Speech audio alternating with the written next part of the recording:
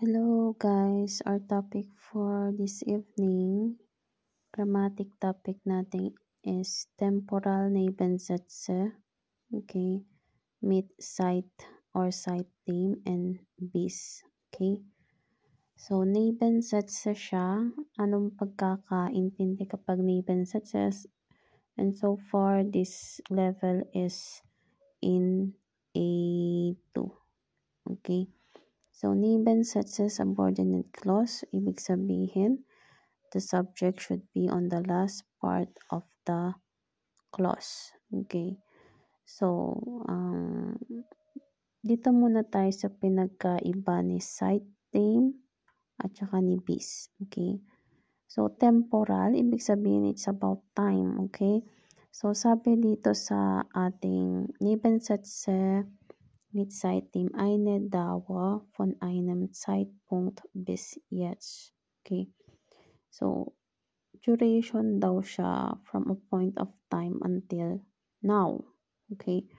In comparison sa bis, it is eine Dauer von einem Zeitpunkt bis zu einem späteren Zeitpunkt. So, pinagkaiba niya, mas late siya. So, duration from a point of time to later part of time. Okay? So, let's have an example here. So, ang ibig sabihin pala ni seit is since. Okay? Since then or since and then bis is until. Okay? So, again, these are Nebensatz, subordinate clause. Okay? So, let's have one example here. Beate hat dauernd Schmerzen. So, of course, this is the main clause. It can stand on its own. You have the subject, verb, and object. So, may continuous pain daw si Beate. Then you will use seitdem. Seitdem sie so viel arbeitet. Since daw na sobra niyang nagwo-work.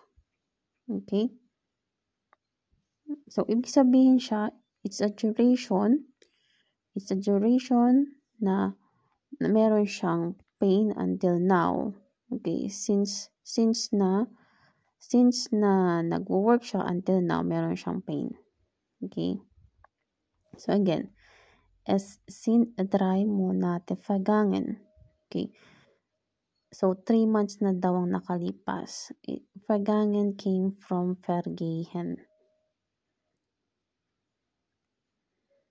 Okay? Lumipas. Okay? To pass. Okay? Lumipas na daw yung 3 months. So, since Beate Larissa getroffen hat. Now, or seit Beate Larissa getroffen hat. Since nag-meet tong si Beate Larissa. Okay? Next naman natin is bis. Es dauert noch 2 Wochen. Okay? Bis Beate zu Dr. Rossmann gehen kann. So, ibig sabihin niya dito, it is a point of time to a later part of time. So, magkakaroon pa ng 2 weeks bago siya makapunta kay Dr. Rossmann. Okay? Next natin, es dauert 2 Wochen bis Beate einen Arzttermin bekam. So, magkakaroon pa ng 2 weeks until magkaroon siya ng appointment sa doktor. Okay? So, ayun yung pinagkaiba nila. So, this part, nauuna yung Hauptsatz. Okay? Pag nauna yung Hauptsatz, ibig sabihin, before mag-umpisa kay Nebensatz, meron kayong comma to separate them. Okay? And then, this is the Satzende.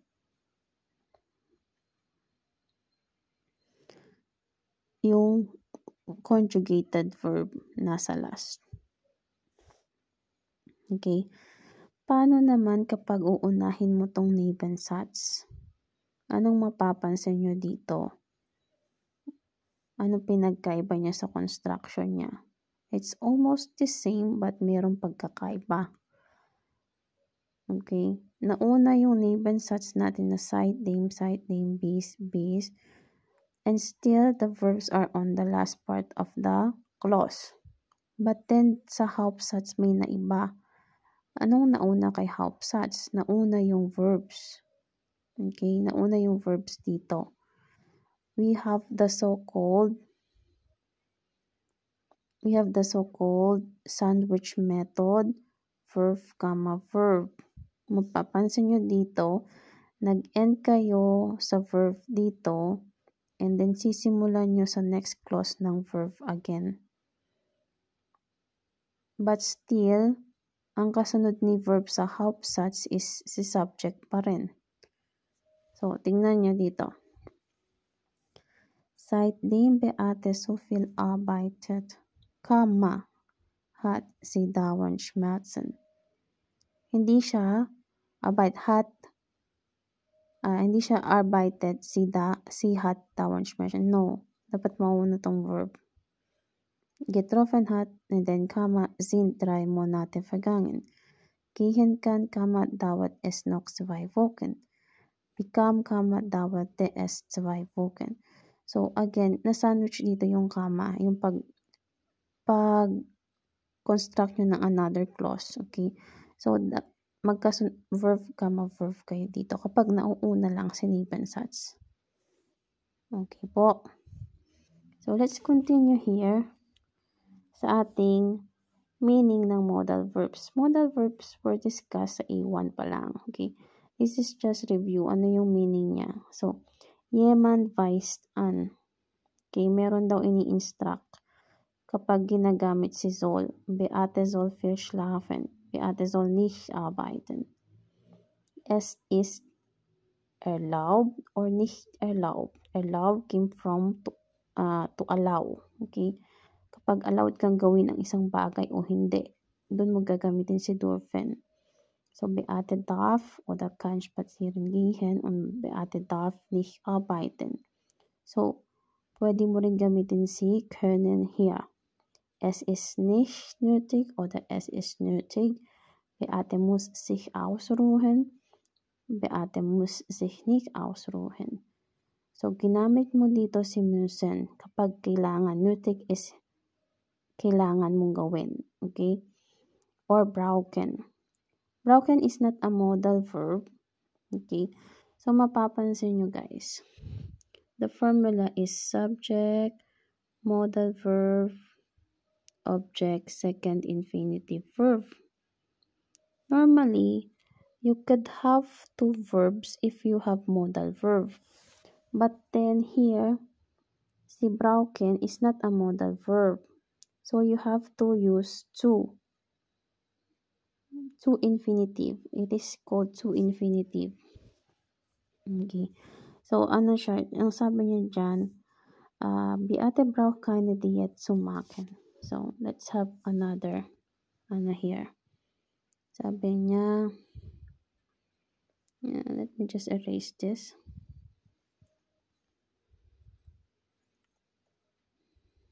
Sabi niya, Beate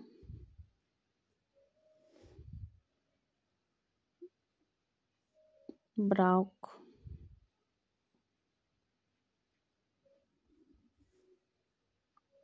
keine Diät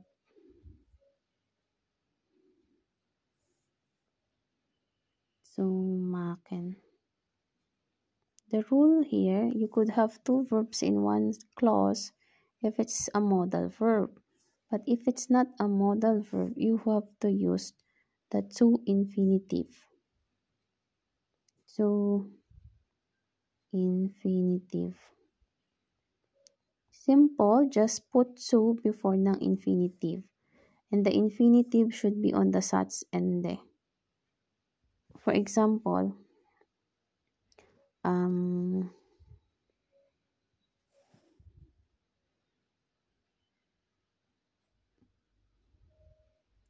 ich studiere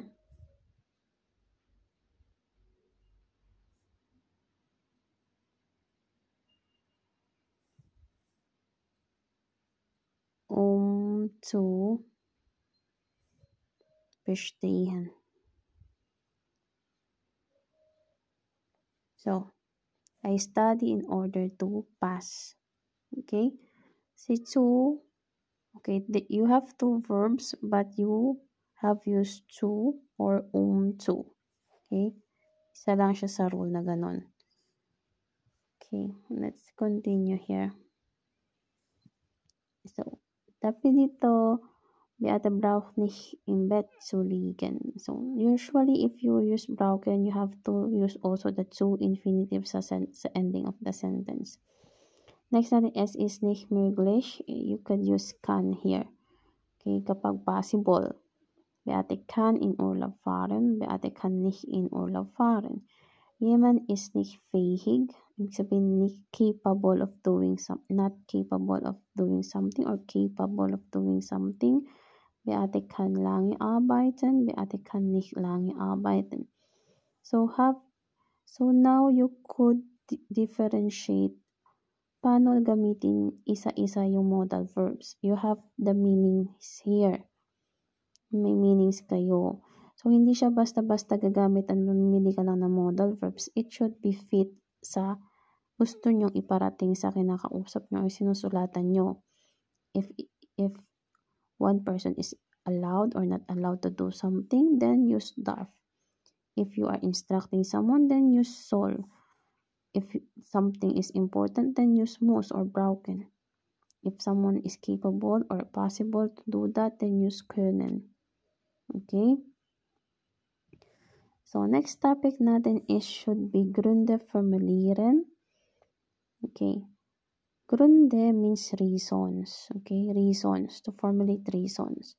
So, you could use darum, deshalb, deswegen, daher. This is just like therefore or that's why. Lahat yan pare-pares ng meaning. Magkakaiba lang sila. Kahit ano dyan yung gamitin nyo, same. But the rule here is just Verbindung. Okay, Verbindungsadverb yan sila. Okay, ibig sabihin, pwede nyo silang magamit like kapag yun nga, you are connecting a clause na connected siya sa clause before. Okay, kaso adverb lang siya. Hindi siya katulad nitong mga subordinate clause. So, yung formula nito is, di ba nga kapag hindi nauuna si subject, nasa second position si verb. So, sabi, for example, this one. Ich soll Sport machen. Okay. Darum gehe ich jeden zweiten Tag walken. Okay. So, I should do sport daw, sabi niya dito. That's why I go every second day walking. Sabi niya ganon. Okay. Tapos, darum, deshalb, deswegen, daher. Ibig sabihin yan, that's why or therefore, kahit alin dyan yung gamitin nyo, same. Okay. Next natin, ich soll mich ausruhen. So, kailangan niya daw mag-relax or mag-relax. So, that's why or therefore, kailangan niyang kumuha ng vacation. Okay? So, nasa second clause siya. Okay? But then, it's not a subordinate clause. It's just adverb, Verbindungsadverbien. Sabihin na si verb nyo nasa second position lang, hindi siya nasa dulo. Okay po. So, let's have another example. Simple example lang.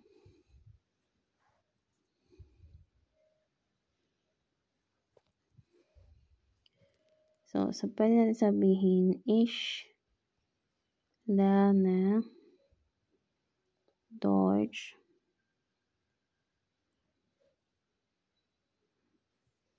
jeden Tag.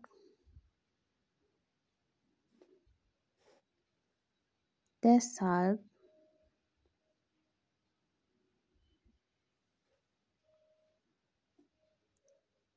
spreche ich besser. Spreche ich besser. So, I'm learning German every day, therefore, I speak better. Okay, that's why. So, ang pag-use ni deshalb, okay, sa second, pwede mo tong i-end dito and then gawin mo tong capital.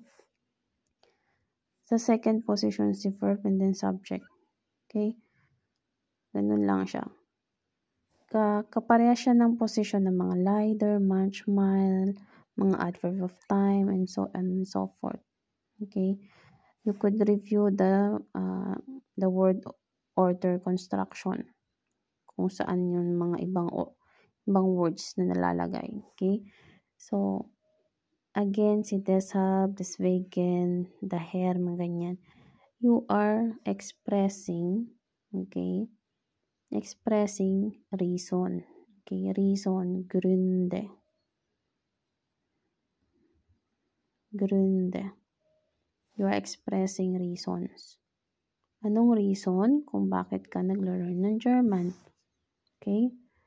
Anong reason kung bakit siya naggagawa ng sport? Anong reason kung bakit niya kailangan magpahinga? Dito yun, darum, deshalb, deswegen, daher. Darum, deshalb, deswegen, daher. Okay? Ganun lang, guys. So, I hope may na-learn kayo. And mas maganda kung gumawa kayo ng sentences. One sentence each with darum, deshalb, deswegen, daher. And each modal verbs, one sentence. And kumawa rin kayo sa site team at saka ng PIS and ipacheck nyo sa amin. Okay? Bye-bye. Viel Spaß beim Lernen.